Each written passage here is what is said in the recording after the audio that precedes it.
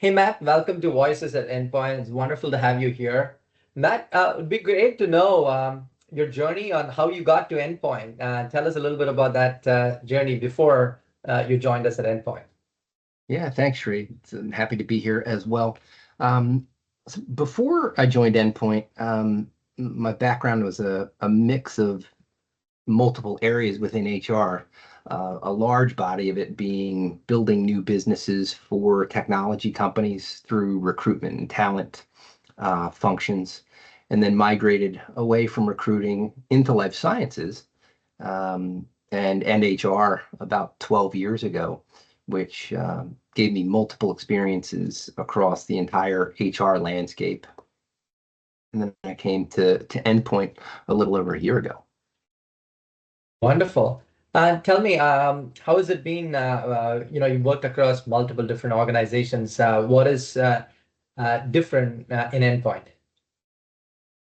Yeah, it's the people and the opportunity. I joined because I saw an organization that was on the brink of really meaningful transformation internally and externally, where the people and the culture and the strategy need to move in lockstep to support the growth. So that coupled with being drawn to the mission and the pace and the opportunity to shape an industry and a group with tremendous potential, drew me in for sure. Matt, we're a global organization across multiple geographies and countries. How, as head of HR, you keep tabs on everybody and make them feel engaged and enabled at Endpoint? Yeah, it's a great question, and it's something that we're constantly evolving. We did some things early on in terms of recasting the employee value proposition for the company as a foundational framework by which we see the lens of everything we do. I rely on an amazing team within the HR organization and leaders across all of the business units and stay in lockstep with what they're doing. It isn't always easy to stay on top of what's moving because there's multiple parts to complex organization. But we try to make sure that everyone feels connected and continue to embody the values that we've put into place for the organization. As a shared services organization, as you said, it's always you have to work with multiple different stakeholders. What have you learned? What works in engaging these stakeholders, and what are areas that you think should be solved for? Yeah, it's a great question. So, I mean, I think keeping what works is constant communication and setting expectations so people understand truly where work streams sit, opportunities sit, keeping alignment and parity in what our objectives and goals are, our swim lanes. I think that there's continuing opportunities in learning, growing, developing our people through the career ladders that we've developed, the competency frameworks we've put into place, and not only fill gaps in terms of skills, but in many ways it's even more advantageous for the employees and for the company to double and triple down on what our folks do really well. Perfect. And and Matt, as you're starting to build, you said employee value proposition, our culture and mission, what part of our values resonate with you? Which makes you drive it stronger within the culture of the organization? Is it one which sticks out for you?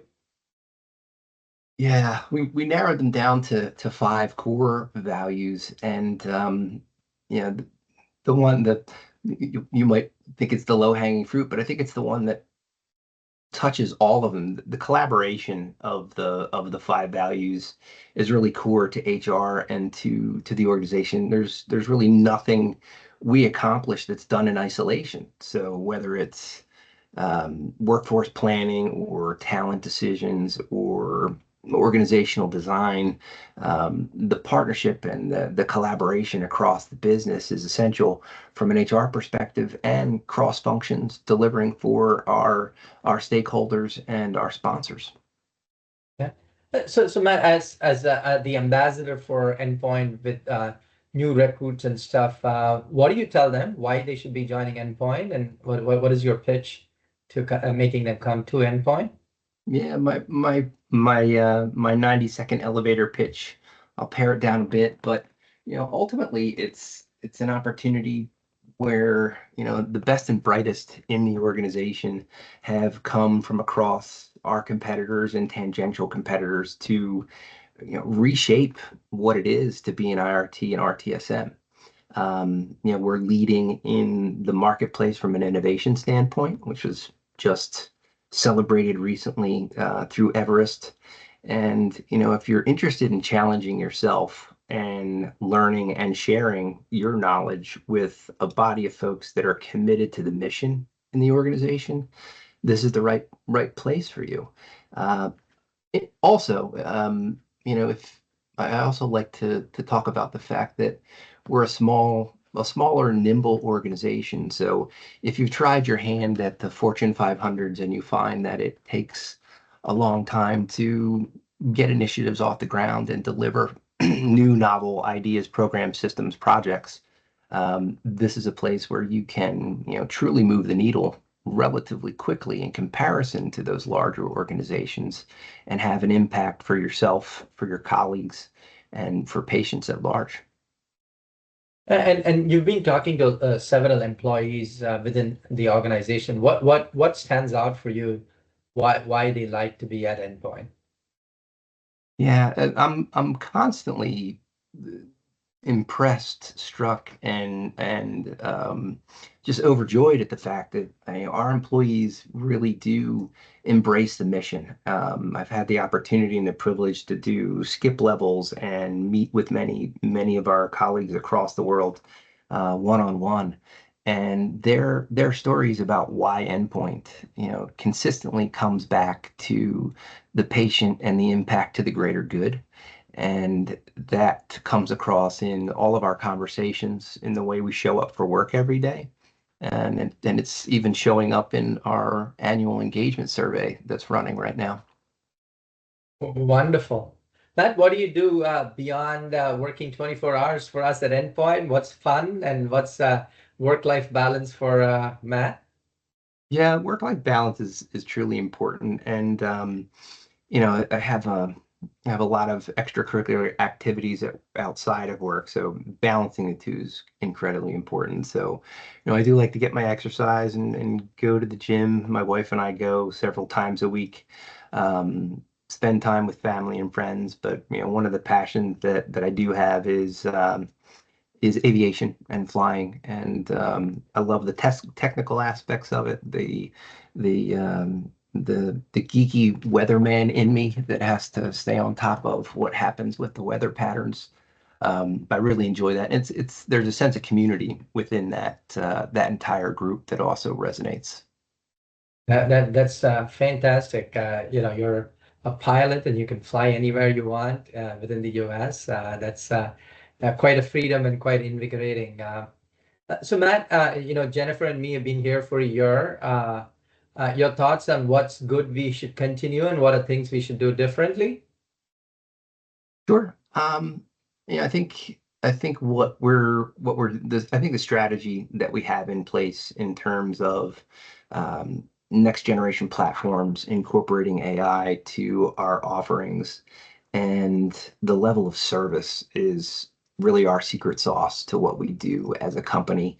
And I think what we hear from customers on a regular basis, I think that's also the secret sauce to what our employees are looking for, that communication, that level of service, and that engagement that they're looking for from us.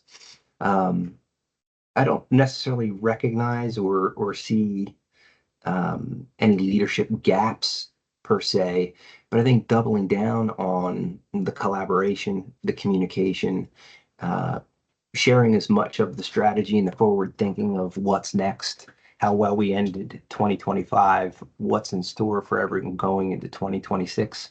Those are themes and areas that we can always get better at as a leadership team. No, that's wonderfully said. And as you said, one of our key aspects is this theme of collaboration. And you are quite the collaborator by bringing all of the different teams together. As you've started to work cross-culturally across different countries, any particular episodes which stick out on how things worked well or things to watch out for? Any kind of advice on how do you enable collaboration across a global workforce? Sure. Yeah, I think one of the things that we're working with and every company is, as a matter of fact, in talking to some of our portfolio uh, partners under Arsenal, we're all navigating quite a bit of ambiguity in the larger workforce, and so balancing the business needs with the employee experience, compliance, culture is incredibly important, and demonstrating and sharing. Um, Decisions are made. We have to make them in a fair, strategic, financially sound environment aligned to our values. And so, good judgment and empathy, part of our values, show up as long-term impacts that help us across those geographies. So, wonderful, Matt. This has been wonderful to engage with you. Any parting words for the team at large around what you like at Endpoint and what where you think we're taking the organization forward? Yeah, I'm excited for 2026. I think the momentum that we're building, we have a real opportunity to elevate our talent ecosystems, strengthen our leadership capability, operate more cohesively across regions. We're doing well, but I think it's now time to put some finer points on some of those elements. Um, you know, I'm energized for this future because our foundation's in place, and the work ahead is going to allow us, greater career opportunities for employees, deliver stronger experiences for customers, and even contribute more effectively advancing clinical trials for better patient outcomes. Yeah. And Matt, as you starting to look at the future from a talent workforce standpoint, I think a critical question on everybody's mind is the impact of AI on talent and talent workforce. What are your thoughts? How is it augmented intelligence? What how does it work? Well, how do you build a culture of adoption rather than rejection? What are your thoughts around that? Yeah, no, that's a great question. And we've started to do it here, thankfully. I think it's really helping our employees understand that it is a workforce multiplier. It's an enabler. It allows us to handle some of the less strategic tasks, the more mundane things, with the proper oversight. It's not autopilot. It is automation. Make sure that we're using it in the right ways so that we can clear the decks of some of the administrivia that we deal with, handle that expeditiously, move it off the table so that we can pay attention to things that are much more long-term impacting and strategic for the organization. I think that's the big message around AI, and how we can use it most effectively. Of course, we could talk about compliance and all of those types of things, but that's really, one individual could have the output of three with the way in which we would use AI effectively. And Matt, you hear about something where it's a multiplier. But how do you encourage people to start experimenting? Because it would only be a multiplier if you start using it, and Mhm. it would be first to it'll take you back a little bit before you get the inputs to do better. How do you encourage people to try and experiment and take risks? Yeah, I mean, I started with my own team several months ago, and during one of my monthly team meetings, I had a quick, I had a 7 or 8 page slide deck that we were going through and talking about AI, and it was well done, not overdone, and walk them through it for about 20 minutes. And then, at the end is kind of the surprise kicker. I let them know I created that deck using AI in under 8 minutes right before the team meeting started. And that really opened their eyes to the possibilities of, wow, I can do this. So it's showing them what's possible, allowing them to experiment, make mistakes, share ideas in terms of prompts, what it can be used for, how you might be able to create not only lists, but guidelines for practically anything that you're looking for. Start small, be willing to fail, and keep trying and repeating and doing it in the right way.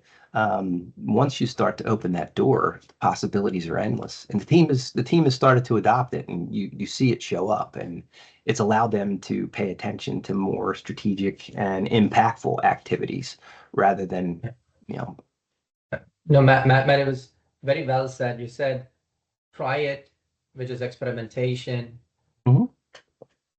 learn from failure, be resilient, and start applying it again. I think those are very critical Absolutely. attributes of any individual. And I think it was very well said that new things are going to keep coming in the workforce. It's your ability to try, fail, and learn and be resilient is kind of going to get you to be adapting it to give you a multiplier. Otherwise, it's just going to be another tool.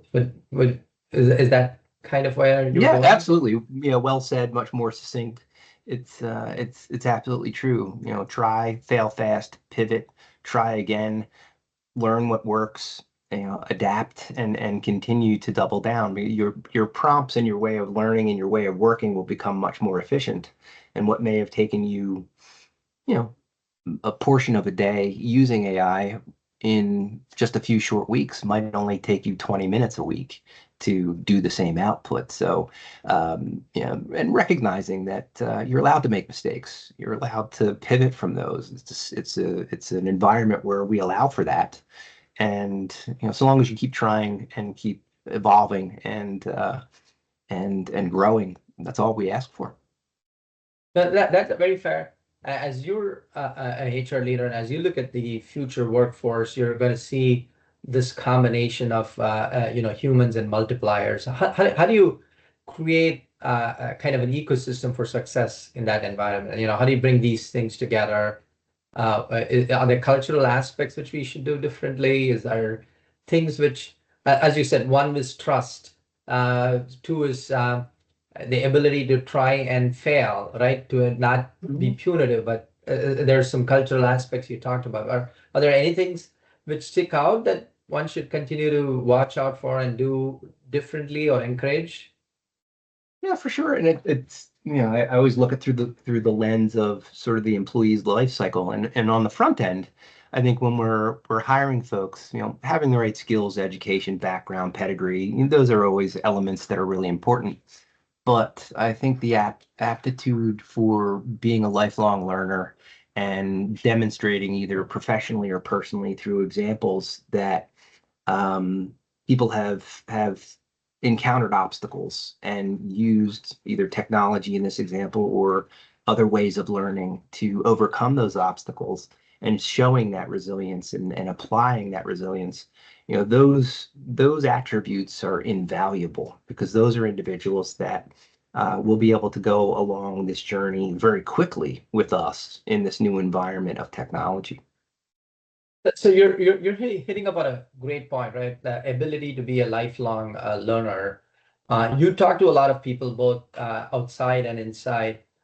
What is your key moniker to identify that trait? How do you know if somebody's a lifelong learner or not? How do you hone on that skill? Is that a learned skill or a born skill? How do you acquire it? How do you detect it?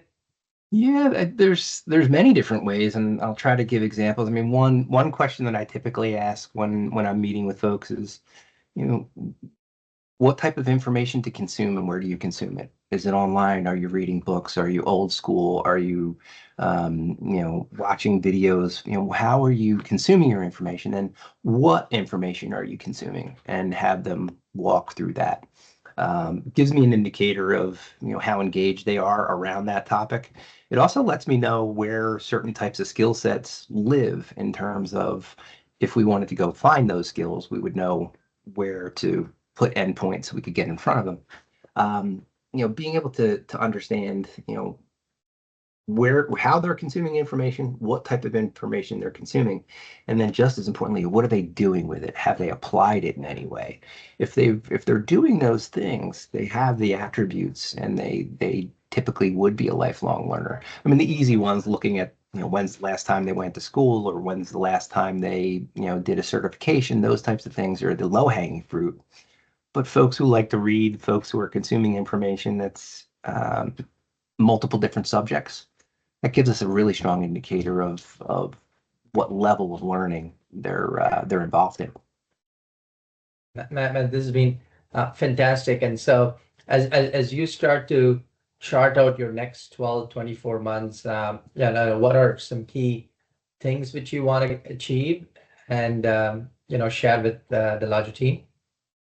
Yeah, absolutely. I'm very interested in the data behind our people, and not only just the basic numbers in terms of the typical pieces of information you would expect, but how does that translate financially, and be able to articulate that in a way that makes sense, so that as we set goals and explain what's happening, people can grasp that very simply. I think also putting the data in the hands of our people leaders through technologies we already have is incredibly important, so that they can see that and they can understand what's happening in their line of business. And hopefully, maybe a big ask for 2026, but put some of the predictive analytics around those numbers. So not only do they understand what's happened up to that point in time, but what's likely to happen and what we can do to influence it going forward. That would be a very, very successful 2026 from an HR perspective. Matt, this has been fantastic. Thank you for participating at Voices of Endpoint. Really appreciate your insights. It was a fascinating conversation, and thank you. Thank you so much. It was a pleasure. Enjoyed it very much.